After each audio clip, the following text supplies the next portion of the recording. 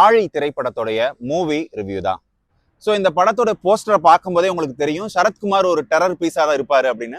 அந்த மாதிரி தான் கதையுமே நகர்த்துறாங்க. அதாவது சரத்குமார் ஆழ்கடல்ல நடக்கக்கூடிய சட்டவிரோத போதைப் பொருட்கள் கையாளுதல் அந்த மாதிரியான விஷயங்கள்லாம் ட்ரேட் பண்ணிட்டு இருக்காரு. எப்படி சரத்குமார் கடல்ல வந்து தன்னை ஒரு பெரிய ரவுடியா ஒரு பெரிய கேங்ஸ்டரா காட்டுறாங்களோ அப்படியே மறுபக்கம் குடும்பம் அப்படின்னு வரும்போது தன்னை வந்து ஒரு ஒரு சாதுவான ரொம்ப ஒரு நல்ல மனிதர் போல ரொம்ப ஒரு மென்மையான தன்மையான ஒரு மனிதர் போல காட்டுறாங்க. அவர் எந்த அளவுக்கு இல்லீகலான விஷயங்கள் செய்தாலும் கூட வீட்டிற்கு வந்தது பிறகு தன்னுடைய குடும்பம் தன்னுடைய மகள் அவங்க தான் முக்கியம் அப்படிங்கிறதுல ரொம்ப அதீத கவனம் செலுத்துறாரு. தன்னுடைய மகள் வந்து யாரோ ஒருவரிடம் காதல் வயப்பட்டுள்ளார். இது மாதிரி அடிக்கடி வெளியெல்லாம் சுத்துறாங்க அப்படின்ற தகவல் வருது. அவருடைய காதலனை கிட்னாப் பண்ணி தன்னுடைய ஏரியாவான ஆழ்கடலுக்கு கொண்டு போறாரு. ஆழ்கடல்ல தன்னுடைய போட்ல கொண்டு போயிடுறாரு.